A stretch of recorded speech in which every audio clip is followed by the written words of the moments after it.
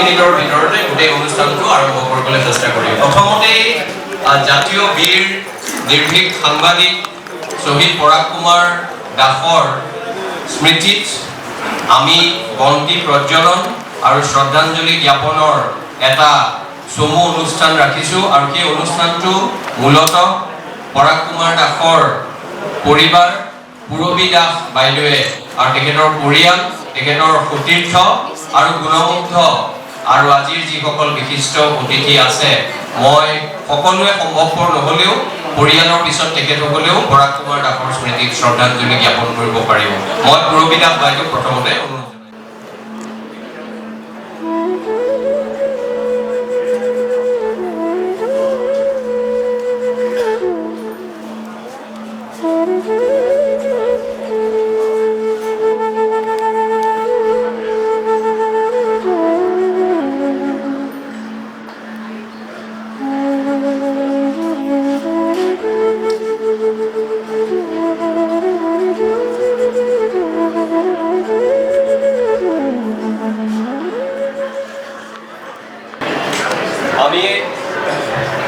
ঐতিহ্যমণ্ডিত অসম বিশ্ববিদ্যালয়ৰ এই সুদমাৰ্চন প্ৰেক্ষাগৃহত ইতিমধ্যে দেখিছোঁ বহুকেইগৰাকী অসমৰ জাতীয় জীৱন সমৃদ্ধ কৰা, অলংকৃত কৰা ব্যক্তি উপস্থিত হৈছেহি। মই সন্মানীয় শান্তিকাম হাজৰিকা ডাঙৰীয়া, ডক্টৰ অমৰজ্যোতি চৌধুৰী ডাঙৰীয়া, এই ট্ৰাষ্টৰ লগত ওতঃপ্ৰোতভাৱে জড়িত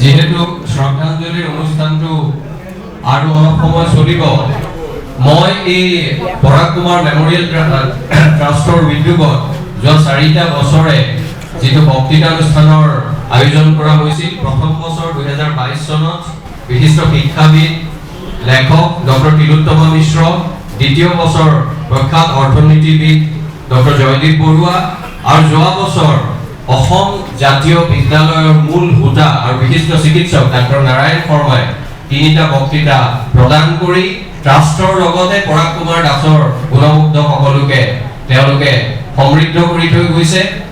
এইবাৰ আমি এই বক্তৃতাটো প্ৰদান কৰাৰ বাবে জ্যেষ্ঠ অধিবক্তা তথা বিশিষ্ট দ্বিভাষিক লেখক চিন্তাবিদ অৰূপ বৰবৰা ডাঙৰীয়াক আমি আমন্ত্ৰণ জনাইছিলোঁ আৰু তেখেতে একে আশাৰে পৰাগ কুমাৰ দাসৰ লগত থকা তেখেতৰ পূৰ্বৰ সেই সান্নিধ্যৰ কথা সোঁৱৰি আৰু বৰ্তমান সময়ত আমাৰ সমাজখনলৈ আহি পৰা বিভিন্ন স্পৰ্শকাতৰ প্ৰত্যাহ্বানক ফলপ্ৰসূভাৱে আৰু যুক্তিসংগতভাৱে মোকাবিলা কৰাৰ স্বাৰ্থত তেখেতে একে আশাৰতে মানি লৈছিল।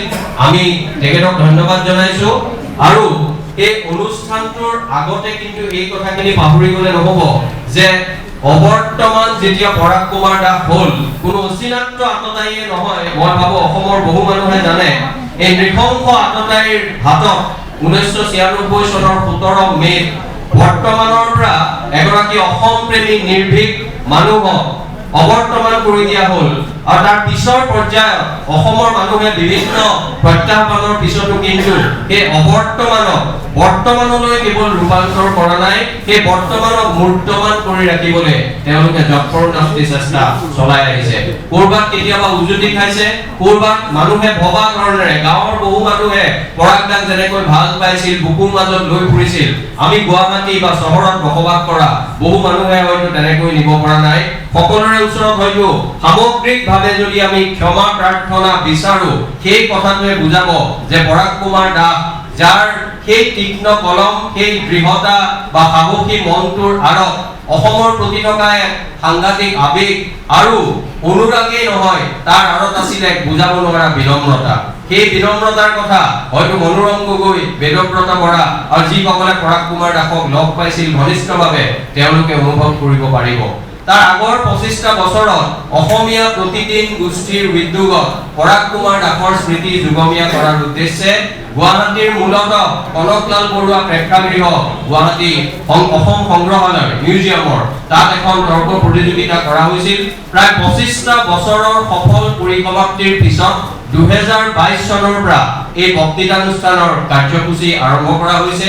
মই ইতিমধ্যে কৈছো আগৰ তিনিটা বক্তৃতাত যিসকল লোকে আচলতে বক্তৃতা প্ৰদান কৰি আমাক কৃতাৰ্থ কৰিছে, আমাক ঋণী কৰি তুলিছে।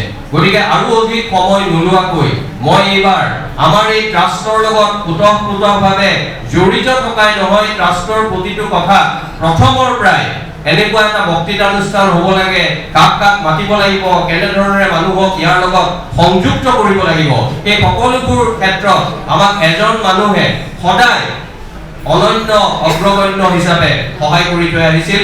সেইগৰাকী মানুহ আমি যোৱা বছৰ আমি পোৱা নাছিলো, কিন্তু এই বছৰ ডক্টৰ অপূৰ্ব কুমাৰ বৰুৱা, বিশিষ্ট শিক্ষাবিদ, চিন্তাবিদ আৰু অসমৰ বৌদ্ধিক বিদ্যায়তনিক জগতৰ অন্যতম ভোটাতৰা আৰু আন এজন এনে মানুহ যি সঁচাক সঁচা আৰু মিছাক মিছা বুলি ক'বলৈ ভয় নকৰা এজন মানুহ। গতিকে তেনে ভয় নকৰা আমাৰ ডক্টৰ অপূৰ্ব কুমাৰ বৰুৱা দেৱক প্ৰথমেই মই আহ্বান জনাইছো মঞ্চৰ আসন অলংকৃত কৰিবলৈ। আৰু পৰাগ কুমাৰ দাসৰ সুযোগ্য পুত্ৰ ৰোহন কুমাৰ দাস ঋষি যোৱাকালি ছিংগাপুৰৰ পৰা তেওঁ ইয়াত আহি পাইছে।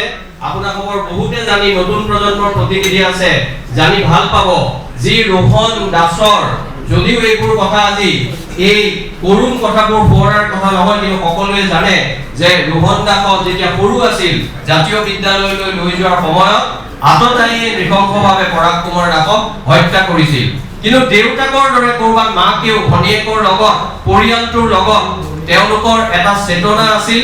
আৰু আজি সেই ৰোহন কুমাৰ দাস গুৱাহাটী IITৰ পৰা PhD কৰি নেশ্যনেল ইউনিভাৰ্চিটি অফ ছিংগাপুৰৰ পৰা পোষ্টডক কৰি তেওঁ ছিংগাপুৰত কৰ্মৰত হৈ আছে।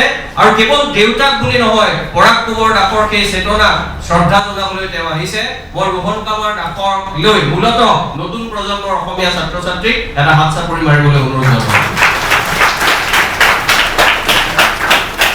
ইয়াৰ পিছত মই আহ্বান জনাব বিচাৰিছো আজিৰ এই অনুষ্ঠানৰ মুখ্য বক্তা, changing controls of human rights and rule of law, মানৱাধিকাৰ আৰু আইনৰ শাসনৰ পৰিৱৰ্তিত ৰূপৰেখা। আৰু এই পৰিৱৰ্তন জ্যোতিপ্ৰসাদে কোৱাৰ দৰে ৰূপান্তৰ হৈছে নে নাই, আমি সেইখিনি কথা অৰূপ বৰবৰা দেৱৰ তেওঁৰ সেই ভাষণৰ পিছত আমি গম পাম।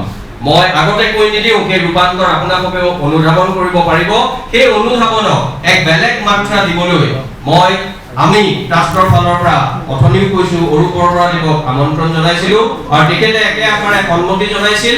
মই অৰূপ বৰবৰা দেৱক মঞ্চলৈ আগুৱাই আনিবলৈ ৰোহন কুমাৰ দাসক অনুৰোধ জনালো।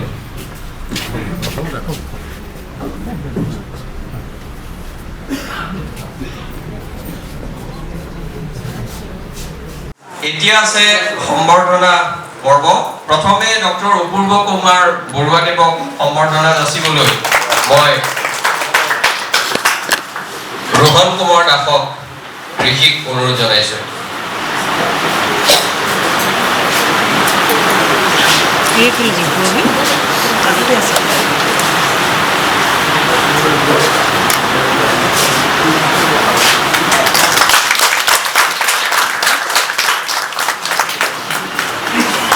ইয়াৰ পাছতে আজিৰ মুখ্য বক্তা, জ্যেষ্ঠ অধিবক্তা, মানৱাধিকাৰ কৰ্মী, বিশিষ্ট দ্বিভাষিক লেখক, চিন্তাবিদ অৰূপ বৰবৰাক সম্বৰ্ধনা জনাবলৈ পুনৰ ৰোহন কুমাৰ দাসক মই অনুৰোধ জনাইছো।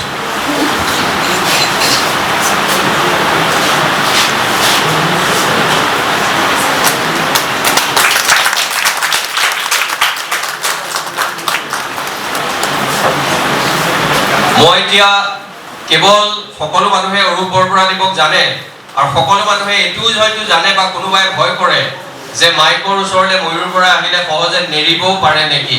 গতিকে আজি তেনে শংকা কৰাৰ আপোনালোকৰ একো প্ৰয়োজন নাই। মই মুখ্য বক্তা অৰূপ বৰবৰা দেৱৰ বিষয়ে ৩-৪ মিনিট মানৰ ভিতৰত মই তেখেতক কেনেদৰে জানো, অসমৰ মানুহে তেখেতৰ চিন্তা চেতনাক কেনেকৈ বিশ্লেষণ কৰে, সেই বিষয়ে কৈ মই মাইকটো মুখ্য বক্তাৰ হাতলৈ দিম আৰু তেখেতে গোটেই ভাষণ প্ৰদান কৰিব।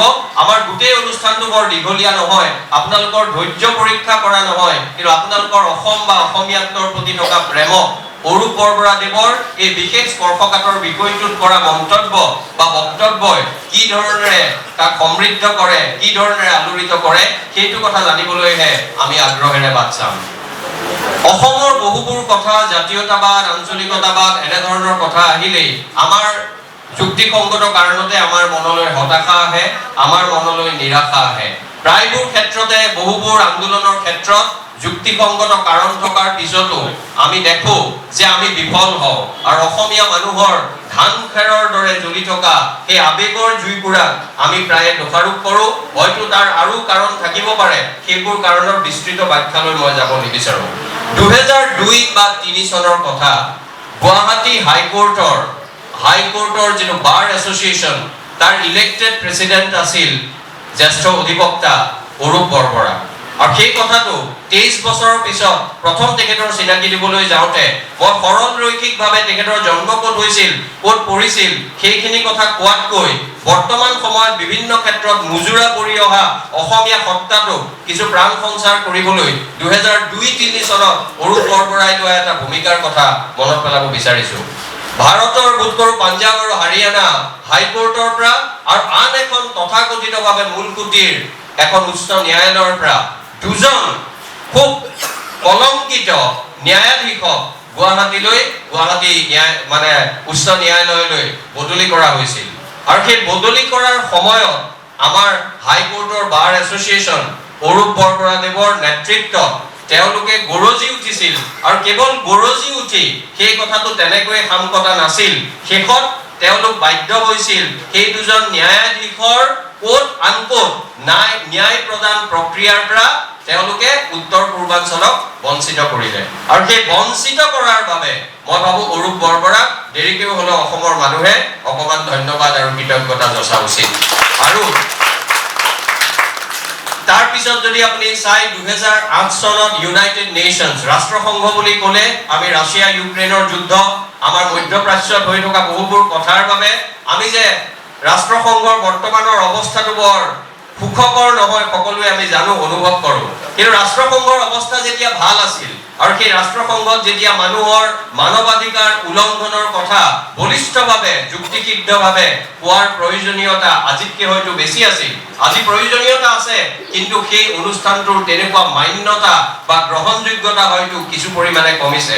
তেনে সময়ত আজিৰ মুখ্য বক্তা অৰূপ বৰবৰাই ইউৰোপৰ ছুইজাৰলেণ্ডৰ জেনেভা ৰাষ্ট্ৰসংঘত দক্ষিণ পূব এছিয়াৰ যি মানৱ অধিকাৰ উলংঘনৰ জ্বলন্ত যিবোৰ ঘৃণনীয় নাৰকীয় ঘটনা, আৰু সেই ঘটনাৰ লগত অসম যে সম্পূৰ্ণ যুক্ত হৈ আছিল, যিটো কথাই আমাক বেদনাহত কৰে, ক্ৰোধান্বিত কৰে, সেই গোটেইখিনি কথা বলিষ্ঠভাৱে উত্থাপন কৰি সমগ্ৰ পৃথিৱীৰ মানৱাধিকাৰ কৰ্মীৰ দৃষ্টি আকৰ্ষণ কৰিছিল। আৰু সেইগৰাকী অৰূপ বৰবৰাক আমি আজি ইয়াত পাইছোঁ। সেইগৰাকী অৰূপ বৰবৰা তিনচুকীয়া, আপোনালোকে জানে, চেনাইৰাম স্কুলত পঢ়িছিল, তাৰ পৰা আহি কটন কলেজত পঢ়িছিল, কটন কলেজত পিউ, কটন কলেজত ইয়াত BA ইকনমিক্সত পঢ়ি তেখেত দিল্লীলৈ যায় আৰু দিল্লী স্কুল অফ ইকনমিক্সৰ পৰা তেওঁ অৰ্থনীতিৰ স্নাতকোত্তৰ ডিগ্ৰী লাভ কৰে। আৰু 1981 চন অসম আন্দোলন আৰম্ভ হোৱাৰ 2 বছৰ পিছতে অৰূপ বৰবৰা গুৱাহাটী হাইকোৰ্টত দেখিবলৈ পোৱা হ'ল, গুৱাহাটী হাইকোৰ্টৰ যুৱ অধিবক্তা হিচাপে তেখেতে যোগদান কৰিলে। আৰু যোৱা 43-44টা বছৰত 4টা দশকতকৈও অধিক কাল কোনোবাই অৰূপ বৰবৰাক ভাল পাইছে, কোনোবাই অৰূপ বৰবৰাক বেয়া পাইছে, কোনোবাই অৰূপ বৰবৰাক সমালোচনা কৰিছে, কোনোবাই অৰূপ বৰবৰাক গালিও পাৰিছে। কিন্তু অৰূপ বৰবৰা এইকাৰণেই অনন্য, অৰূপ বৰবৰাৰ অসম প্ৰেমত দিনত এটা কথা আৰু ৰাতি ফোন কৰি কাৰোবাক বেলেগ কথা কোৱা সততে দেখা প্ৰৱণতাটোৰ পৰা এইজন মানুহ 40টা বছৰতকৈ অধিক কাল মুক্ত হৈ আছে। আৰু মই ভাবো পৰাগ কুমাৰ দাসৰ স্মৃতি যুগমীয়া কৰাৰ ক্ষেত্ৰত আমি তেনে মানুহৰ দপদপনিত যেতিয়া সন্তুষ্ট নহওঁ, সুবিধ যেতিয়া হওঁ, তেতিয়া অৰূপ বৰবৰা আৰু কেইগৰাকীমান ব্যক্তিলৈ মনত পৰে। আৰু আজি সেই অৰূপ বৰবৰা যি ৩২টাতকৈ অধিক গীত লিখিছে। মণিকা বাইদেউ আছে, পুলক বেনাৰ্জীয়ে গাইছে, লোপামুদ্ৰাই গাইছে, ৰূপম ভূঞাই গাইছে, মণিকা বাইদেৱে কৈছে যে ময়ো গাইছো, আৰু এটা তৃপ্তিৰ হাঁহি ওলাইছে। সেই অৰূপ বৰবৰাৰ বৰ্ণাঢ্য যিটো প্ৰতিভা বা তেওঁৰ যিটো ব্যক্তিত্ব, তাৰ আঁৰত কেৱল খঙাল এজন অধিবক্তা, যুক্তিৰ লগতে থকা অধিবক্তা নহয়, তেওঁৰ এটা সাংস্কৃতিক মন আছে। আৰু যিসকলে অৰূপ বৰবৰাক ঘনিষ্ঠভাৱে জানে তেওঁলোকে এই কথাটো জানে, তেখেতৰ ঘৰত হোৱা সংগীতৰ মেহফিলত তেওঁ কিশোৰ কুমাৰৰ গীত বৰ সুন্দৰভাৱে পৰিৱেশন কৰি মানুহক আপ্লুত কৰিব পাৰে। গতিকে বহুবোৰ প্ৰতিভাৰ অধিকাৰী, 12খন গ্ৰন্থৰ ৰচক, দ্বিভাষিক, 8খন অসমীয়া, 4খন ইংৰাজী, উপন্যাস আছে, কবিতা আছে, অন্যান্য সংকলনটো আছে। এই গোটেইখিনি কথাৰে সৈতে অসমখনক আৰু অসমীয়া মানুহৰ উদাৰ চেতনাটো বুকুৰ মাজত যুক্তিসিদ্ধভাৱে ধৰি ৰাখি তাক বহলাই লৈ যোৱাৰ বাবে আজিও তেখেতৰ কলম থমকি ৰোৱা নাই। অসমৰ প্ৰায় প্ৰতিখন বাতৰি কাকত, আমাৰ অসম প্ৰতিদিন আৰু আছাম ট্ৰিবিউনত এতিয়াও অৰূপ বৰবৰাদেৱৰ লিখনি আমি পঢ়িবলৈ পাওঁ, মাহত 2টা বা 3টা নহ'লেও। সেই অৰূপ বৰবৰাদেৱে আজি এই সময়ছোৱাত যিটো বিষয়ে কেতিয়াবা আমাৰ মনলৈ হতাশা আনে, পৰিৱৰ্তিত ৰূপৰেখা, মানৱাধিকাৰ আৰু আইনৰ শাসনৰ, সেই হতাশা আৰু নিৰাশা সৃষ্টি কৰিব পৰা বিষয়টোত এনে এজন মানুহ আজি আহিছে যিজন মানুহে হতাশাৰ সৃষ্টি নকৰে, যিজন মানুহে নিৰাশাৰ সৃষ্টি নকৰে। আৰু সেইজন মানুহৰ বিষয়ে ময়ূৰ বৰাই যদি আৰু দীঘলীয়াকে কয়, আপোনাৰ মনত হতাশা বা নিৰাশাৰ সৃষ্টি হ'ব পাৰে। গতিকে সেই হতাশা বা নিৰাশালৈ নৰৈ মই সন্মানীয় অৰূপ বৰবৰাদেৱক অনুৰোধ জনাইছো তেখেতৰ বক্তব্য আমাক প্ৰদান কৰিবলৈ। ধন্যবাদ।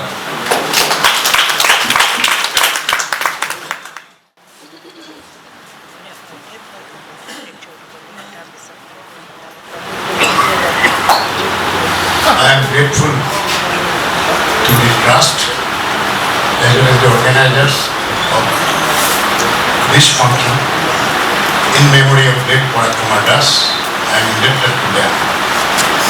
মই তেখেতসকলৰ ওচৰত কৃতজ্ঞ। উদ্যোক্তাসকলৰ ফালৰ পৰা ময়ূৰ বৰাই সিদিনাখন মোৰ ঘৰলৈ আহি ক'লে যে আপোনাৰ স্পীচটো ইংৰাজীৰ টপিকটো সেইটো 10 দিনমান আগতে হৈছিল। সিদিনা আহি ক'লে যে যিহেতু টপিকটো ইংৰাজী আৰু অসমীয়া দুয়োটাতে লিখা হৈছে আৰু আপোনাৰ ভাষণটো ইংৰাজীত প্ৰিণ্ট আউট কৰা হৈছে, কিন্তু আপুনি দুয়োটাকে অনুগ্ৰহ কৰি পেৰেলেলি অসমীয়া আৰু ইংৰাজীত ক'ব। কিমান ক'ব পাৰোঁ মই ক'ব নোৱাৰা, I am not that good at apportionment. It may not be 50-50, it may be 45-55 or 50-60. You will forgive me for that. Now, let me extend my tribute and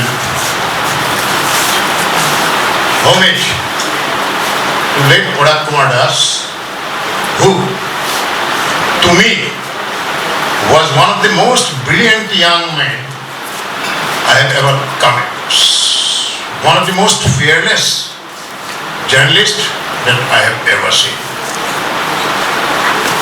Parag Kumar was a name in the 1990s and still a name in the 21st century. He was a brilliant student. After passing out from Delhi School of Economics, he joined the stock exchange as a manager, general manager for that. And mindedly, it was a very lucrative job at that time. He resigned from that job and decided to be a whole-timer in the journalistic field. And thereafter, it was a very decent career for him. It was him who introduced Nirvik and Nirapakha Sankadikata. যে ভয় কৰিব নালাগে, আনকম্প্ৰমাইজিং, আপোচবিহীন সাংবাদিকতা হ'ব লাগে। অৰ্থাৎ বহুত আমাৰ পাৰিপাৰ্শ্বিক ঘটনাক প্ৰভাৱ ক'বলৈ যাওঁতে বা চাই থাকোঁতে আমি উৎপক্ষীৰ দৰে বালিত মূৰ বুজি থকা উচিত নহয়। আমি সত্যটো সত্য বুলি কোৱাটোহে সাংবাদিকতা। কোনোবাই কাৰোবাৰ ওপৰত আক্ৰমণ কৰিলে কেইজনমানক তাত উপস্থিত থকা মানুহে ইটো কথা হজুৰে নকয় যে আমি দেখিছিলোঁ, কয় যে আমি দেখা নাই, ভয় কৰে, কাৰণ ক'ৰবাত ষ্টেটমেণ্ট দিবলৈ যাবলগীয়া হ'ব পাৰে, কোৰ্টলৈ যাবলগীয়া হ'ব পাৰে। কিন্তু এইটোহে সত্য কথা, আৰু এইটোহে জনতাৰ, চিটিজেনৰ সাহস থাকিব লাগে যে হয় মই দেখিছিলোঁ 15-20 ফুট দূৰৰ পৰা এই নীলা চোলা পিন্ধা মানুহজনে আৰু তাৰ লগত আৰু 3জন মানুহে গৈ প্ৰথমে আক্ৰমণ কৰিছিল। সাংবাদিকতা সেইটোতহে পৰাগ দাসে বিশ্বাস কৰিছিল। He was a good writer too. I think about a dozen of books are to his credit, and amongst those books in the early 90s, at least 4-5 of them were bestsellers. They were bestsellers not only in Assam, but wherever the book fairs were staged, these books had to be reprinted within the 15 days of a book fair. They were selling like hotcakes. The circumstances under which he left all of us still haunt me, and I am sure it haunts millions of hearts today. But his ideology, his honesty, and the fact that he was a trendsetter of journalism in Assam is still fresh in our mind. Now, coming to the topic of today's memorial lecture dedicated to Parag Kumar Das, and the topic both in English and Assamese is written in the screen behind me. And as I said,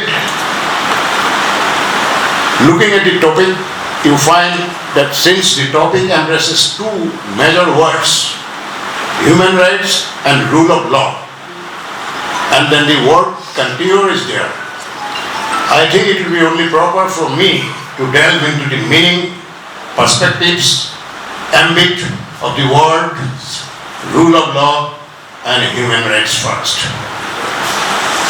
Well, there was no institutional organizational concept of human rights till about early 19th century. There were mighty rulers, monarchs, kings and emperors, and whatever they thought was supposed to be correct. In most cases, people were subjugated by them, the rulers, the mighty rulers, and had to carry on the rulers' directives made with wings and baggage, or otherwise they would have been called traitors and killed. It মাত্ৰ 19 শতিকাৰ আগৰ পৰা এটা organised হিচাপত সংঘবদ্ধ ৰূপত human ৰাইটছৰ কনচেপ্টটো আহিবলৈ ধৰিলে। প্ৰথমে এই কনচেপ্টটোৰ নাম হিউমেন ৰাইটছ নাছিল, চিভিল লিবাৰ্টিজ বুলি কৈছিল। আৰু ফ্ৰান্সত ফৰাচী বিপ্লৱৰ পটভূমিত মানুহৰ যি ব্যাপক অধিকাৰ হৰণ কৰা হৈছিল, বেষ্টিল দুৰ্গ আপোনালোকে নাম শুনিছে, বেষ্টিলত যি ঘটিছিল বহু দিনৰ পিছত জালিৱানৱালা বাগত ব্ৰিটিছ কলনিয়েলিজমৰ আণ্ডাৰ তেনেকুৱা এটি ঘটনা ঘটিছিল। আৰু তেতিয়াৰ পৰা ফ্ৰান্সৰ এখন কিছু সচেতন আৰু গণতান্ত্ৰিক মূল্যবোধৰ মানুহে এটা অৰ্গেনাইজ ৰূপত হিউমেন ৰাইটছৰ শ্লোগানটো লাহে লাহে আনিবলৈ ধৰিলে চিভিল লিবাৰ্টিজৰ নামত। League of rights of men বুলি এটা সংগঠন গঠিত কৰা হৈছিল, ফৰাচী লোকসকলে গঠিত কৰিছিল। আৰু ইয়াত প্ৰায় 1,60,000 সদস্য হৈছিলগৈ এটা সময়ত। তেওঁলোকে ফৰাচী শাসনৰ যিকোনো অপকাৰ্য, এবিউজ অফ পাৱাৰ আৰু চিভিল ৰাইটছ ভায়লেশ্যনৰ কথা কৰ্মক বিৰোধ কৰিছিল, মানুহৰ মাজত সচেতনতা গঢ়ি তুলিছিল, সভা সমিতি পাতিছিল, তেতিয়াৰ দিনত ডেমনষ্ট্ৰেশ্যন দিছিল আৰু পাৰ্লামেণ্টত পিটিশ্যন পৰ্যন্ত দিছিল। Declarations of the Rights of Man 1793 এইখন এই ফ্ৰেঞ্চ এছ'চিয়েশ্যনটোৱে প্ৰথমবাৰলৈ পাব্লিছ কৰিছিল। In fact the concept of civil right in any clear form therefore arose from out of the French Revolution, and it has a broader meaning than the twin words of human rights, although it encompasses human rights and both the words and terminologies are running parallel to each other. দ্বিতীয় মহাযুদ্ধৰ পিছত হ'ল গৈ কি পৃথিৱীৰ অনেক দেশ লগ লাগি পোনপ্ৰথমে লীগ অফ নেশ্যনছ গঢ়ি তুলিলে and the League of Nations within a very short time proved to be non-est and non-starter. তাৰপিছত সংযুক্ত ৰাষ্ট্ৰসংঘ গঠিত হ'ল আৰু এই সংযুক্ত ৰাষ্ট্ৰসংঘই প্ৰথমবাৰলৈ বিশ্বজনীন ৰূপত Universal Declaration of human Rights covenanted কৰি উলিয়ালে 10 ডিচেম্বৰৰ দিনা 1948 চনত তেতিয়া যিবোৰ সদস্য ৰাষ্ট্ৰ আছিলে তেওঁলোকে সেইখন এণ্ডৰ্ছ কৰিছিল আজিৰ তাৰিখত সেই সদস্য সংখ্যা বাঢ়ি আজিৰ তাৰিখত 193খন ৰাষ্ট্ৰসংঘৰ সদস্য nation India is one of the signatories গতিকে সহজ সৰল কথাত ভাবলৈ গ'লে এই ডিক্লাৰেশ্যনছখনত দুটা ভাগত ভাগ কৰিব পাৰি এটা হৈছে মানুহৰ সামাজিক ৰাজনৈতিক অধিকাৰ 1966 International Covenant on Civil and Political Rights আৰু দ্বিতীয়টো হৈছে ব্ৰডলি ক্লাছিফাই কৰিবলৈ গ'লে মানুহৰ যিকোনো দেশৰ যিকোনো নাগৰিক সমাজৰ অৰ্থনৈতিক সাংস্কৃতিক অধিকাৰ আৰু নিজৰ ৰীতি পৰম্পৰা ৰক্ষা কৰাৰ আৰু তাৰ বিকাশ কৰাৰ অধিকাৰ In the collective sense, Article 1 of the Declaration talks about right to self-determination. যিটো পৰাগ কুমাৰ দাসে কৈছিল আৰু বিশ্বাস কৰিছিল right of self আত্মনিয়ন্ত্ৰণৰ অধিকাৰ সেইটো এটা কালেক্টিভ ৰাইট এইটো নহয় যে ইণ্ডিভিজুৱেল ৰাইট কোনোবা এজনক পুলিচে মাৰিছে কোনোবা এজনক হাতকেৰীয়া লগাই ধৰি লৈ গৈছে কোনোবা এজনৰ বিৰুদ্ধে গোচৰ ধৰিছে পিছত তেওঁ খালাচ হৈ গৈছে সেইটো ইণ্ডিভিজুৱেল ৰাইটছ ভায়লেশ্যনৰ কথা কিন্তু কমিউনিটি ৰাইটছ ভায়লেশ্যনটোহে মানুহক ইনডাইৰেক্টলি আৰু ডাইৰেক্টলি ব্যক্তিগত প্ৰত্যেক ব্যক্তিৰে চিভিল লিবাৰ্টিজ আৰু হিউমেন ৰাইটছ হৰণ কৰে Therefore, it is the community's rights as a whole which is more important in social parlance, in economic parlance, in cultural parlance, and in all other civilized parlances.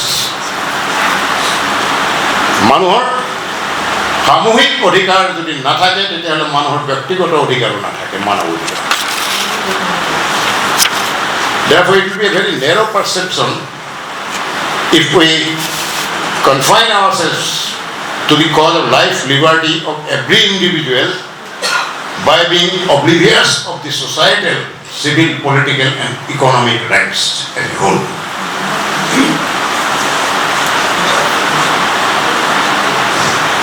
Evolution of human rights and rule of law reflects humanity's ongoing pursuit for justice, fairness, and dignity.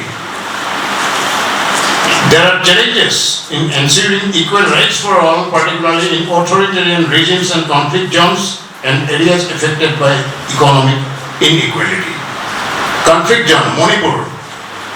একেখন দেশৰে এখন অংগৰাজ্য মণিপুৰখন কিন্তু আজি ভাৰতবৰ্ষৰ ভিতৰত থাকিও এটা conflict জোন ৰূপে আছে কি কাৰণে কনফ্লিক্ট জোন ৰূপে আছে ইয়াত পিপল ভাৰ্চেছ পিপল এথনিক এটা কনফ্লিক্ট হৈ আছে যিটো দেশৰ চৰকাৰে সমাধান কৰিব পৰা নাই Human rights and rule of law in India, including Assam, have faced various challenges over the years. Now, coming to the phraseology of rule of law, what is rule of law precisely? It stands against any form of anarchy. Everything is governed and guided as per law. That is what rule of law means. Rule of law basically means rule against perpetuities. Rule of law is the principle that all individuals, institutions, and governments are subject to and accountable under the law. It ensures that laws are applied equally to all. And the government is also accountable for defiance of the rule of law. কাক কয় rule of law? এই যে ৰাস্তাত চাৰিআলিত police constable ৰৈ থাকে ট্ৰেফিকৰ এনেকৈ যে বাওঁ হাতখন ৰখায় গাড়ীবোৰ ৰখায় সেইখন হৈছে rule of law. সেইখন যদি নামানে তেতিয়াহ'লে অৰাজকতাৰ সৃষ্টি হ'ব সমাজত জঞ্জালৰ সৃষ্টি হ'ব এটা সৰু উদাহৰণে মই rule of law কথা কৈছোঁ and this should be made equal to all. This should not be applied discriminatorily. There have been good and bad laws. There is no dearth of laws in India, statutes. Central statutes or statutes by various legislatures. There are certain statutes which are basically bad and which give the incentive for all misdeeds and allow some people to go scot-free even after violating others' human rights, others' liberties. Bad laws can always be scrutinized by the court, Supreme Court and the High Courts, and there are innumerous instances where the courts find that some legislation, be it central or be it state, are violative of our fundamental rights and the constitutional rights. Then on numerous occasions the courts have declared them to be invalid act and struck them down. Despite constitutional guarantees, India and Assam has witnessed several instances of human rights violations and challenges to rule of law. Now let me proceed to the most crucial word of the topsy-turvy, the contour of human rights, changing contours. Contour means it may be khola boma, topsy-turvy. Here again, drawing various instances of human rights violation all over the world will be limitless for me to confine them into a memorial lecture like this. Therefore, I prefer to include the rights violations instances in India and Assam only. Of course, massive violations of all kinds take place in the warfields, in wars between two or more countries like Hamas, Palestine and Ukraine as of today. But if I go into all these things, it will be an endless speech. Therefore, I am confining only to India and Assam. Well, political leaders, যিবোৰ ৰাজনৈতিক নেতা, তেওঁলোকে ভাৰতবৰ্ষৰ ভিতৰে বাহিৰে এটা কথা সদায় কৈ আহিছে আৰু অতি শেহতীয়াকৈ দুটামান দশকত কৈ আহিছে যে ভাৰতবৰ্ষখন পৃথিৱীৰ ভিতৰত বৃহত্তম গণতন্ত্ৰ। I disagree with that. বৃহত্তম গণতন্ত্ৰ ই কেৱল সংখ্যাগত ক্ষেত্ৰত হ'লেও ই গুণগত ক্ষেত্ৰত নহ'বও পাৰে আৰু নহয়। It is only in the quantitative sense that India can be termed as the largest democracy in the world and never at all in the qualitative sense.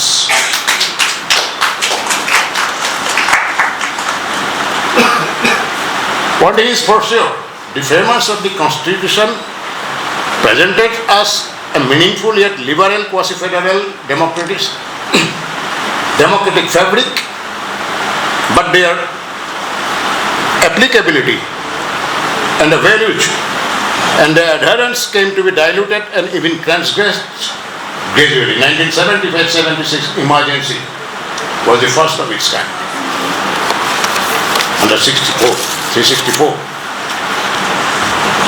But let me tell you one thing, for about last one decade, a sort of emergency going on which I can call undeclared emergency by present political dispensation. It has been curtailing directly or indirectly many rights in a covert manner or in an overt manner. The present ruling dispensation in India and Assam and the constituent states, there are other states, Maharashtra and Uttar Pradesh, etc., a systematic autocratic design rather than sound principles of respecting and recognizing civil and political rights has been going on.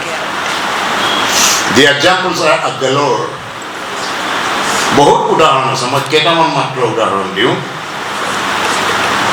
A totally disturbing electioneering followed by unsettling and even overpowering many elected governments by deceitful exercise of horse trading, allurement, threats, etc. etc. অৰুণাচলত ৰাইজে যিখন চৰকাৰ elect কৰি পঠিয়াইছিলে, মণিপুৰত যিখন চৰকাৰ elect কৰি পঠিয়াইছিলে, মহাৰাষ্ট্ৰত যিখন চৰকাৰ হ'বলগীয়া আছিল, সেই চৰকাৰখনক ৰাইজে বিচৰা ধৰণে নকৰি এই এলিৰুমেণ্ট, হৰ্চ ট্ৰেডিং আদিৰ জৰিয়তে MLA কিছুমানক কিনি মানুহে নিবিচৰা চৰকাৰ এখন প্ৰতিষ্ঠা কৰিছিলে, যিটোৱে মানুহৰ পলিটিকেল অৰ্থাৎ ৰাজনৈতিক অধিকাৰটো ক্ষুণ্ণ কৰিছিল। মহাৰাষ্ট্ৰৰ MLA কেইজন আনি পেলাই ইয়াতে এখন 5-star হোটেলত ৰখা নাছিল জানো চিন্দে? আজিকালি ৰিচৰ্ট পলিটিক্স এটা হৈছে, যে সৰু ল'ৰা ছোৱালীবোৰক যেনেকৈ লৈ যায় নিৰাপত্তাৰ খাতিৰত এক জেগাত ভালকৈ ৰাখি থৈ দিয়ে, তেনেকৈ MLA-বোৰক লৈ গৈ পেলাই ইফাল সিফাল কৰিব নোৱাৰাকৈ, মোবাইলত কাৰোবাক ফোন কৰিব নোৱাৰাকৈ এজেগাত ৰাখি থৈ দিয়ে, যাতে ডিফেক্ট কৰি গৰমে গৰমে গৈ পেলাই ভোট দি পেলাই ইখন চৰকাৰ ভাঙি এইখন চৰকাৰ প্ৰতিষ্ঠিত। এইটো হৈছে প্ৰকৃত পলিটিকেল অধিকাৰ, ৰাজনৈতিক অধিকাৰ ক্ষুণ্ণ কৰাৰ ব্যাপক ঘটনা। দ্বিতীয়টো হৈছে গভৰ্ণমেণ্টৰিয়েল এপইণ্টমেণ্টছ। ৰাজ্যই এইটো আজি 70 দশকলৈকে নাথাকিলেও তাৰ পিছৰ পৰা লাহে লাহে হৈছে, আৰু এতিয়া অতি বেছিকৈ হৈছে যে যিটো ৰুলিং ডিছপেঞ্চেশ্যন থাকে, যিটো ৰুলিং পাৰ্টি থাকে, তেওঁলোকৰ নিকটস্থ বা অতীততে তেওঁলোকৰ হৈ ৰাজ্য বিধানসভা বা সাংসদলৈ নিৰ্বাচিত হোৱা ব্যক্তিক কোনো এখন ৰাজ্যত গভৰ্ণৰ অৰ্থাৎ ৰাজ্যপাল হিচাপে সংস্থাপিত কৰে, যাৰ ফলত কি হৈছেগৈ পেলেচিয়েল গভৰ্ণেন্স হাউচবোৰ পলিটিকেল ছেকেণ্ড চেম্বাৰ হৈ পৰিছে ৰুলিং ডিছপেঞ্চেশ্যন, ৰুলিং শাসকীয় দলৰ ছেকেণ্ড হেড অফিচ হৈছে গভৰ্ণৰৰ অফিচবোৰ। কি ক্ষুণ্ণ হৈছে?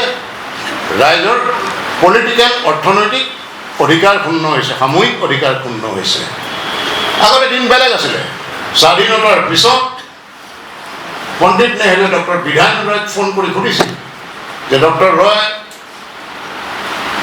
বংগৰ কাৰণে আপুনি কাক গভৰ্ণৰ কৰিলে ভাল পাব, আপোনাৰ পচন্দৰ কোনোবা আছে নেকি? তেতিয়া ডক্টৰ বিধান ৰয়ে কৈছিল যে হয়, মই হুৰেন মুখাৰ্জীক বিচাৰোঁ। কোন আছিল হুৰেন মুখাৰ্জী? ধুতি পিন্ধা খ্ৰীষ্টিয়ান আৰু কমিউনিষ্ট। নেহৰুৱে প্ৰশ্ন কৰিলে, তেখেতটো কমিউনিষ্ট মানুহ, আপুনি তেখেতক বিচাৰিছে? বোলে মই হয় বিচাৰিছোঁ, মোৰ দৃঢ় বিশ্বাস তেখেত জ্ঞানীটো, তেখেতৰ প্ৰজ্ঞা আছে আৰু তেখেত নিৰপেক্ষ, গতিকে মোক হুৰেন মুখাৰ্জীক লাগে। আৰু একৰ্ডিংলি হুৰেন মুখাৰ্জীক পশ্চিমবংগৰ গভৰ্ণৰ। কেনেকুৱা পৰম্পৰা এটা আছিলে। মণিপুৰত লেফটেণ্ট গভৰ্ণৰ হিচাপে আছিলে আকবৰ হাইদৰী। যেতিয়া তেওঁৰ টাৰ্ম শেষ হ'ল, যিদিনা মণিপুৰ এৰি আহিবলৈ ওলাইছে, তেতিয়া আকবৰ হাইদৰীক মণিপুৰী মানুহে ঘেৰি ধৰিছে যে নাযাব মণিপুৰ এৰি। আৰু আজি কি হৈছে? আজি ভেলিডলি পাছ কৰা লেজিছলেশ্যনখন উইথড্ৰ কৰি থৈ দিয়া হৈছে এতিয়া একোজন গভৰ্ণৰে। তাৰপিছৰ কথাটো হৈছে যিবোৰ autonomous crucial organizations, ED, CBI, state bureau of vigilance, income tax, এইবোৰক শাসকীয় দলে, ৰাজনৈতিক শাসকীয় দলৰ চৰকাৰে ৰাজনৈতিক বৈৰীসকলৰ বিৰুদ্ধে ইনডিস্ক্ৰিমিনেটলি প্ৰয়োগ কৰি আহিছে। এটা কথা আপোনালোকক সুধিবলৈ বিচাৰিছোঁ মই, হঠাতে দুটা নাম ক'ব পাৰেনে ভাৰতবৰ্ষৰ কোনোবা দুজন ৰাজ্যিক মন্ত্ৰী বা কোনোবা দুজন কেন্দ্ৰীয় মন্ত্ৰী, সাংসদ বা MLA-ৰ এগেইনষ্টত বিগত 4 বছৰত ED-য়ে ৰেড কৰিছে ঘৰত? চন্দ্ৰবাবু নাইডুক কৰিবলৈ গৈছিলে কিন্তু নোৱাৰিলে। কিয় নোৱাৰিলে সেইটো আপুনি জানে? তাৰপিছতো হৈছে যে মই পলিটিকেল ৰাইটছৰ কথা কৈ আছোঁ। ভাৰতবৰ্ষত পলিটিকেল ৰাইটছৰ মেইন কথাটো হৈছে যে ভোটিং, ইলেক্টেড গভৰ্ণমেণ্ট এখন থাকে, ৰাজ্যত থাকে, পঞ্চায়তত থাকে আৰু কেন্দ্ৰত থাকে। এটা দন্তহীন নিৰ্বাচনী আয়োগ, টুথলেছ, আৰু the very questionable manner 3 members including Chief Election Commissioner are selected. 2023 ডিচেম্বৰত সুপ্ৰিম কোৰ্টে এটা জাজমেণ্ট দিলে যে মুখ্য নিৰ্বাচনী আয়ুক্ত আৰু 2জন নিৰ্বাচনী আয়ুক্তক চয়ন কৰিবৰ কাৰণে 3জনীয়া এখন পেনেল থাকিব লাগিব। তাত প্ৰধানমন্ত্ৰী থাকিব লাগিব, লিডাৰ অফ দি অপজিশ্যন, বিৰোধী দলৰ নেতা থাকিব লাগিব কেন্দ্ৰৰ, আৰু 3 নম্বৰ এজন চিফ জাষ্টিছ অফ ইণ্ডিয়া থাকিব লাগিব। To bring in neutrality in this election process. তাকে নকৰি যেতিয়া বিলখন প্ৰণয়ন কৰি আইন কৰিলে, তাত চিফ জাষ্টিছ নামটো আঁতৰাই পেলাই ল'লেগৈ প্ৰধানমন্ত্ৰীৰ মনোনীত এজন সদস্য। প্ৰধানমন্ত্ৰীৰ মনোনীত সদস্যজন কেনে নিউট্ৰেল হ'ব, that is obvious. Most dangerous and latest autocratic hegemony for last about 1.5 decades is about the religious, discriminatory and contemptuous treatment meted out to the Muslims in India. Till the other day, it was a hidden agenda, but today it has become an open agenda. As if the Muslims are second-class citizens of this country. আজি ভাৰতবৰ্ষত হৈছে কি? আজি 2 দশক আগতে নাছিল, এইটো slogan নাছিল, হিন্দু হিন্দু মুছলমান মুছলমান, হিন্দু হিন্দু মুছলমান মুছলমান। এইটো হোৱা উচিত নাছিল। ইতিহাস ৰিৰাইট কৰিবলৈ গৈছে। 500 বছৰৰ আগতে কোনোবা মুছলিম ৰুলাৰ আহি ভাৰতত এটা মছজিদ বনাইছিলে, এটা ইমাৰত বনাইছিলে, এটা প্ৰাসাদ বনাইছিলে। এতিয়া সেই প্ৰাসাদৰ, সেই ৰাস্তাৰ নাম সলনি কৰাটোৱে কালচাৰ হৈ গৈছে, পলিটিকেল মিছকালচাৰ হৈছে। এতিয়া নাম সলনি কৰি ইতিহাসক পূজ্য কৰিব নোৱাৰি, সেই কথাটো শাসক পক্ষে বুজি নোপোৱা হৈছে। গতিকে ইয়াৰ দ্বাৰা মানুহৰ কালচাৰেল ৰাইটছ আৰু ৰিলিজিয়াছ ৰাইটছ কেৱল হিন্দুৰে নাই, মুছলমানৰো আছে, খ্ৰীষ্টানৰো আছে, খৰ্ব কৰা হৈছে। মই এটা সৰু উদাহৰণ দিওঁ, একেবাৰে শেহতীয়া। আব্দুল হামিদ নামৰ এজন মুছলিম সম্প্ৰদায়ৰ তলৰ পৰ্যায়ৰ সামৰিক বিষয়াই 1965 ইণ্ডো-পাক যুদ্ধৰ সময়ত প্ৰবল বিক্ৰমেৰে অকলে 4খনকৈ পাকিস্তানী টেংক ধ্বংস কৰি পাকিস্তানী ফৌজটোক ৰিট্ৰিট কৰিবলৈ অৰ্থাৎ পিছুৱাই যাবলৈ বাধ্য কৰিছিল, আৰু সেই সময়ত তেখেত মৰিছিল বীৰৰ দৰে। 1966 চনৰ 26 জানুৱাৰীৰ দিনাখন তেখেতক মৰণোত্তৰভাৱে মিলিটাৰী এৱাৰ্ড এটা দিয়া হয়, পৰমবীৰ চক্ৰ। তেখেত আছে উত্তৰ প্ৰদেশৰ গাজীপুৰৰ বাসিন্দা। তাৰপিছত 67 চনত গাজীপুৰৰ অনেক গাঁও, গাজীপুৰ চহৰখনৰ অনেক লোকে বিশাল জনসভা কৰি আব্দুল হামিদ বিদ্যালয় নামৰ এখন বিদ্যালয় স্থাপন কৰিছিল তাত, আৰু ইমান দিনে সেইখন আব্দুল হামিদ বিদ্যালয় বুলি চলি আছিল। হবে সেইদিনা 13 ফেব্ৰুৱাৰীৰ দিনা উত্তৰ প্ৰদেশৰ চৰকাৰৰ গ্ৰীণ ছিগনেলত গাজীপুৰৰ প্ৰশাসনে সেইখন আঁতৰাই পেলাই তাত প্ৰাইম মিনিষ্টাৰ কম্পজিট স্কুলৰ চাইনবোৰ্ড এখন আঁৰি লৈছিল। হুলস্থুল হোৱাত, ৰাজহুৱা প্ৰতিবাদ হোৱাত পুনৰ সেই চাইনবোৰ্ডখন খুলুকাই আব্দুল হামিদ বিদ্যালয়ৰ চাইনবোৰ্ডখন আহিছে। এইবোৰ কথাকাণ্ড এতিয়া ভাৰতত চলি আছে। সংবিধানৰ প্ৰিএম্বলত যিটো ছেকুলাৰ শব্দ আছে, সেই ছেকুলাৰ শব্দটো অন্য কথা এটাই অন্য ধৰণে, এই যে নাম মুছলমানপন্থী নাম হ'লে তাক আঁতৰাই দিব লাগিব, অলপমান হিন্দু হিন্দু গোন্ধাব লাগিব, এতিয়া বহুত পৰিমাণে খৰ্ব কৰিছে। হিন্দু ধৰ্মটো বহুত ডাঙৰ ধৰ্ম, ভাল ধৰ্ম, আমিও হিন্দু। ডেট ডাজন্ট মিন যে মোৰ নেইবাৰ মুছলমানজনক মই অৱজ্ঞা কৰিম, তেখেতৰ অধিকাৰখিনি হৰণ কৰিবলৈ মই বদ্ধপৰিকৰ হওঁ, বা তেখেতৰ যিটো ৰীতি নীতি কালচাৰ তাক মই খৰ্ব কৰিব।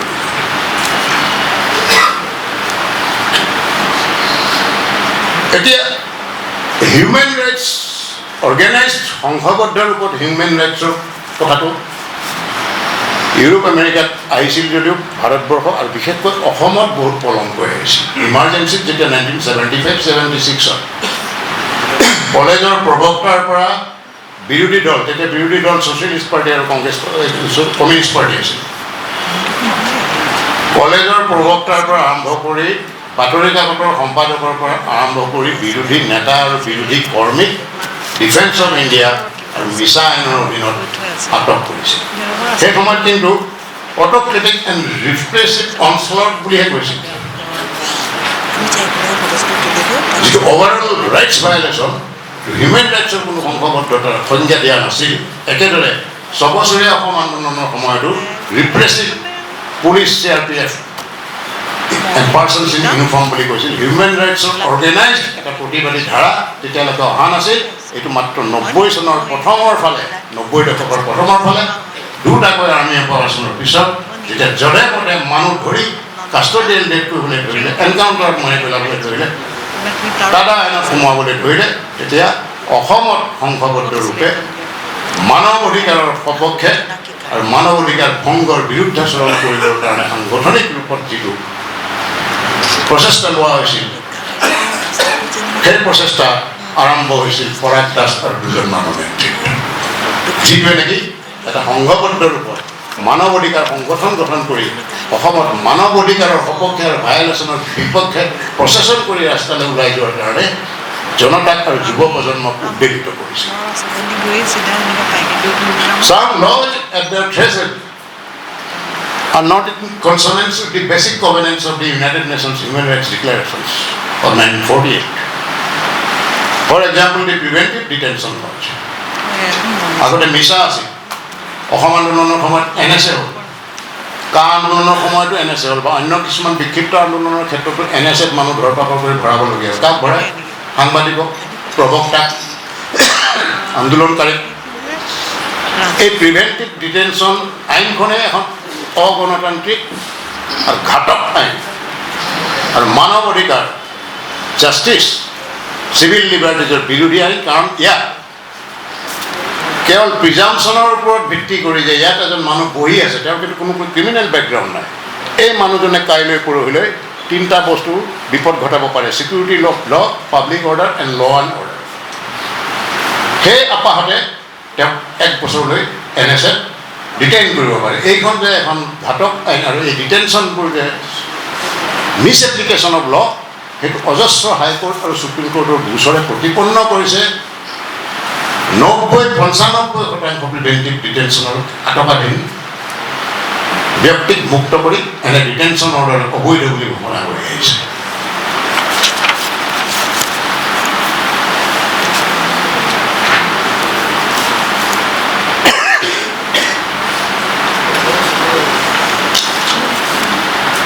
Unruly actions over decades have mostly because of misapplication and abusive application of laws rather than their proper and equitable application. বহুত অধিকাৰ হৰণৰ ঘটনা ঘটিছে because of misapplication of the laws and statutes, improper application of the laws. সেইটো চিন্তনীয় বিষয় আৰু সেইটো ভাৰতবৰ্ষত অধিক ৰূপত আৰু অসমত অধিক ৰূপত চলিছে এইখিনিতে মই এটা কথা কওঁ নিৰপেক্ষ হিচাপে No one can also overlook and should not overlook the rights violation by non-state actors. State actor ক্ষেত্ৰত হৈছে আৰু non-state actor ক্ষেত্ৰত হৈছে ধেমাজি বোমা বিস্ফোৰণ গণেশগুৰি আৰু আমাৰ CM কোৰ্টৰ বোমা বিস্ফোৰণ এইটো non-state actorৰে কৰিছে ৰাষ্ট্ৰৰ দুখ আছে ৰাইজক তাৰ পৰা বচাবৰ নোৱাৰাৰ কাৰণে বিধিমত ব্যৱস্থা গ্ৰহণ কৰিব নোৱাৰাটো তেওঁলোকৰ দুখ কিন্তু that remains that these were also by non-state actors therefore human rights and rule of law are infringed also by non-state actors in Assam and in other places also. Then came the Tala 1889. It was once again a draconian law. It was repealed. It was misapplied. It was backed by Armed Forces Disturbed Areas Act and Assam Disturbed Areas Act and Armed Forces Special Powers Act.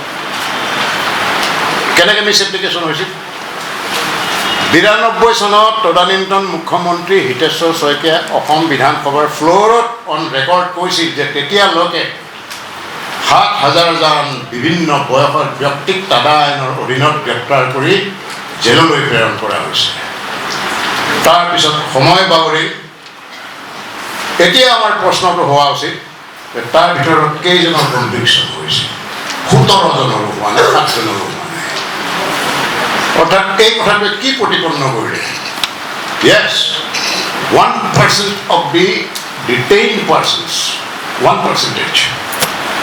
even less than 1% maybe, were actually Ulfa leaders and Ulfa cadres.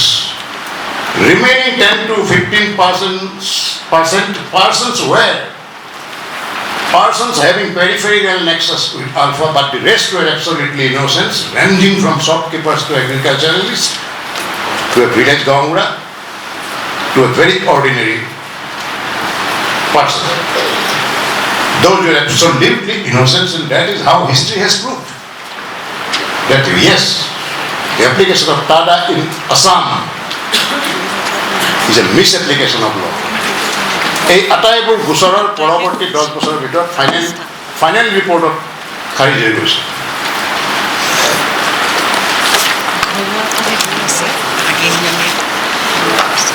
আৰু এটা another colonial provision regarding detaining and jailing non-competent civilians and democratic critics. কলেজৰ প্ৰবক্তাৰ পৰা সাংবাদিকৰ পৰা কোনো খাৰি নাযায়। সিদিনালৈকে সেডিশনত cash register হৈছে। Staging war against nation কাৰ বিৰুদ্ধে হৈছিল? সাংবাদিকৰ বিৰুদ্ধে, প্ৰবক্তাৰ। এই কা আন্দোলনৰ সময়ত মই কেছ কৰিবলগীয়া হৈছিল ডক্টৰ হীৰেণ গোহাঁই, অখিল গগৈ আৰু মনজিত মহন্তক এই নটাৰীত ভাষণ দিয়াৰ কাৰণে লতাশিল থানাত সেডিশনৰ 124A তেতিয়া এপিচি আছিল, গোচৰ ৰুজু কৰিছিল। ময়ো ভাষণ দিছিলোঁ ভোট কৰোঁ এইকাৰণে মোৰ বিৰুদ্ধে মোক হাইকোৰ্টৰ কাষৰে লতাশিল থানাই কেছ ৰেজিষ্টাৰ নকৰিলে যে এজনক এৰেষ্ট কৰিলে ভোট কৰোঁ উকিলৰ 2 মাহত জইল খাই ভোট কৰোঁ একেখন সভাতে। কি হ'ল সেইটো কেছ? ফাইনেল ৰিপৰ্টত চাৰ্জশ্বিট বাঢ়ি টাটা কেছত যেনেকৈ কিমানখন চাৰ্জশ্বিট দাখিল হৈছে? 2% কেছতো চাৰ্জশ্বিট দাখিল হোৱা হৈছে। এতিয়া কথাটো হৈছে যে enumeration blatant human rights violations and defiance to rule of law, it has happened under consecutive years, I must say. It has resulted in certain categories of incidents, all against rule of law and prevailing statutes, and which are search and seizure. At the date end of the night, police comes without even a one police. At the date end of the night, without even a search warrant, wakes up the family and then searches their police. Custodial torture and even death. Fake encounters. Fake encounters by persons in uniform. It happened during the early 1990s. Dozens and dozens were killed by the persons in uniform in their custody. It is not my allegation. They are findings of the High Court. High Court constituted an inquiry headed by directed the district judge of the locality to conduct an inquiry and then submit a report. When the report came, it was clearly stated that no, it was a custodial death. It cannot be encountered. আজিকালি encounter আকৌ নতুনকৈ হোৱা হৈছে। সবে সেইদিনা supreme কোৰ্টে ধৰিছে অসম চৰকাৰক, chief ছেক্ৰেটাৰীকো মাতি নিছে। কি এইবোৰ এনকাউন্টাৰ? আৰু সদায় হাস্যকৰ ভাই ৰুল অফ ল কাক দাগী অপৰাধী এজনকো চুৰ মাৰ্ডাৰাৰ তেওঁক কাঠগড়াক খাৰা কৰাই আইনৰ ট্ৰায়েলৰ মাৰফত বিচাৰ প্ৰক্ৰিয়াৰ জৰিয়তে তেওঁক জেনেৰেল কনভিকশ্যন দিব লাগে, চেণ্টেন্সিং কৰিব লাগে। কিন্তু বিচাৰ নোহোৱাকৈয়ে কৰে কি? ভাষ্যটো একেই। কোনোবা এজন আছামীয়ে ক'ৰবাৰ হাবিত দা এখন বা বন্দুক এটা লুকুৱাই থ'লে, যিটো অফেন্স তেওঁক অলপ মাৰিছিলে। আইনত সেইটো লিডিং টু ডিস্কভাৰী বুলি কয়। মানুহজনক লৈ গৈ কয় যে তই ক'ত লুকুৱাই ৰাখিছোঁ পঢ়ি দেখাই, তাকে কৰিবলৈ ৰাতি 2:30 বজাত যাব লাগে, দিনে পোহাই গ'লে নহয়। আৰু ভাষ্য কি? হেণ্ডকাপ লগাই মানুহজনক পুলিচৰ জিপ এখনত লৈ গৈছিল, মই বা 2জন পুলিচ তেওঁক কিনাৰৰ পুলিচজনৰ কাষৰ পুলিচজনৰ বোলে ৰিভলভাৰটো কাঢ়ি লৈ তেওঁক মাৰিবলৈ উদ্যত হোৱাৰ কাৰণে এইজনক কাষ্টডিয়ালি মাৰিয়ে পেলোৱা। কমন ভাষ্য এতিয়া ধৰিছে চকুত। একেধৰণে বুলডোজাৰ ইউপিত চলিছে, ইয়াত চলিছে। এজন মানুহ মাৰ্ডাৰাৰ হ'ব পাৰে, তেওঁ দোষী হ'ব পাৰে, তেওঁৰ কনভিকশ্যনো হৈ যাব পাৰে, কিন্তু তেওঁৰ পৰিবাৰ, তেওঁৰ জীয়েক, তেওঁৰ পুতেক তাৰ বাবে দায়ী নেকি যে বুলডোজাৰ নি পিছদিনাখনে গোটেই পৰিয়ালটোৰ ঘৰখন ভাঙি দিবা? এই ঘটনাটো হৈ আছে। Gagging of democratic expressions of journalist, of academicians, এইটো এটা কথা। অসমীয়াত যিটো কণ্ঠৰুদ্ধকৰণ বুলি কৰা হয়, সাংবাদিকৰ কণ্ঠৰুদ্ধকৰণ হৈছে যোৱা ডেৰ দশকত গৌৰী লংকেশতে আৰম্ভ কৰি যিটো centuries old খাদ্যাভাস, the centuries old food habits of Indian citizens and tribals and persons, citizens belonging to different religions, সেইটো interference চলিছে। বিজাৰ কিছুমান লেজিসলেচৰ হৈছে ক্লাউছ অপাৰিঙৰ পৰা কাউ বিক্ৰীৰ কাৰণে যেন কৃষকৰ মাজতো গৰুৰ বিক্ৰী আৰু কিনা চলিব এনেকুৱা এটা অৱস্থা কৰি দিছে। তাৰ উপৰিও অন্যতম এটা মানৱ অধিকাৰ হৰণৰ ঘটনা হৈছে একটো মানুহজনক আদালতত ৰাখিলে, আদালতে তেওঁক বিচাৰ প্ৰক্ৰিয়া আৰম্ভ হ'ল। জেলৰ যিটো কণ্ডিশ্যন, অসমৰ জেলবোৰৰ যিটো কণ্ডিশ্যন, অমানৱীয় এটা পৰিৱেশত, অস্বাস্থ্যকৰ পৰিৱেশত যে মানুহবোৰক বছৰৰ পিছত বছৰ ৰাখে, সেইবোৰ কনভিক্টৰো হিউমেন ৰাইটছৰ অধিকাৰ আছে।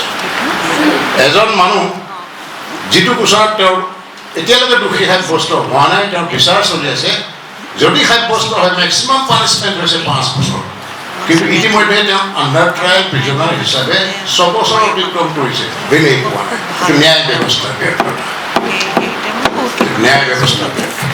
এই ইউটিবোৰৰ সংখ্যাৰ কাৰণে জেলবোৰত কনচেছন বাঢ়িছে, জেণ্ডাৰ বায়াছ ভায়লেশ্যন হৈছে, ফ'ৰ্চ ডিছপ্লেচমেণ্ট হৈছে,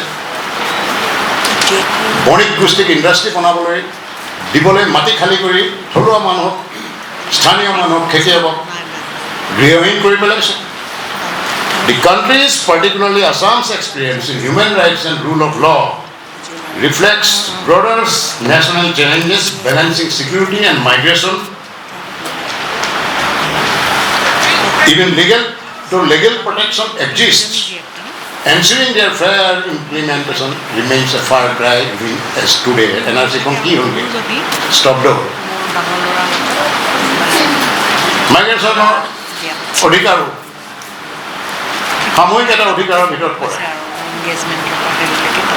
ডেমোগ্ৰাফিক চেঞ্জে অস্তিত্বহীন কৰিব পাৰে, এই কথাবোৰ সামূহিক আৰু কমিউনিটি ৰাইটৰ ভিতৰত পৰে। গতিকে security and government challenges exist. আজিকালি নতুন নতুন ক্ষেত্ৰ ওলাইছে, ইণ্টাৰনেট শ্বাট ডাউন কৰে সামান্য কথাতে, পৰীক্ষা এটা পাতিবলৈ গোটেই গুৱাহাটীখনৰ ইণ্টাৰনেট বন্ধ কৰিব পাৰি। গতিকে এইবোৰ হৈছে শেহতীয়া নমুনা, আৰু একাউণ্টেবিলিটিটো কোনো কাৰণ নাই। কোনো পুলিচ অফিচাৰ এটা কাষ্টডিয়েল ডেথৰ কাৰণে অসমত এতিয়ালৈকে চাকৰি দিয়া নাই। শুনিছে নেকি আপোনালোকে চাকৰি কৰিছে? নাই দিয়া, because there has to be a green signal from the top. নহ'লে এটা অৰ্ডিনেৰী DSPয়ে কাষ্টডিয়েল ডেথ মানুহটোক লৈ গৈ মাৰি পেলাব নোৱাৰে। আমি নাও to conclude, the incidents and phenomena of human rights violation and defiance to rule of law have over the years increased multifold. We have a constitution and set of laws. Because of improper defiance of those set of laws and the constitution, we are not living in a true democracy. The important ingredients of the true democracy have been snatched away from the people, like freedom of expression, right to move freely, right to live, right to life and liberty, etc., etc. It is basically therefore for the democratic-minded citizens, political or apolitical organizations, rational people, and more particularly the younger generation, to raise awareness among ordinary and even illiterate and semi-illiterate persons about their own rights, about their individual rights, about their community rights, and it is for them, it is for us to prevent any such infringement, aberration of rule of law, and defiance of infringement of violation of human rights at any or all level. Thank you very much. ধন্যবাদ। অৰূপ বৰবৰাক আচলতে ধন্যবাদ জনোৱাৰ ভাষা নাই। আমি যিটো আশা কৰিছিলোঁ, এটা সাহসী, নিৰ্ভীক, আপোচহীন আৰু বৰ্তমানৰ পৰিৱৰ্তিত পৰিস্থিতিত মই যে উনুকিয়াইছিলোঁ যে ৰূপান্তৰেহে জগত ধুনীয়া কৰে, জ্যোতিপ্ৰসাদে কৈছিল, এই মোৰ গায়ত্ৰী মন্ত্ৰ, মানৱাধিকাৰ আৰু এই উলংঘনৰ যিবোৰ ঘটনা আৰু আইনৰ শাসনৰ যিটো পৰিৱৰ্তিত ৰূপ ইয়াক হয়তো পৰিৱৰ্তন বুলি ক'ব পাৰি, ইয়াক কেতিয়াও ৰূপান্তৰ বুলি ক'ব নোৱাৰি। কাৰণ ৰূপান্তৰ বুলি ক'লে তাৰ অধিকাংশ সময়তে আমি দেখো যে ইতিবাচক যোগাত্মক চেতনাই ইয়াক সমৃদ্ধ কৰি ৰাখে। অৰূপদাৰ বক্তৃতাৰ বিষয়ে মই ক'বলৈ প্ৰয়োজনো নাই, মোৰ সেইখিনি ধৃষ্টতাও নাই।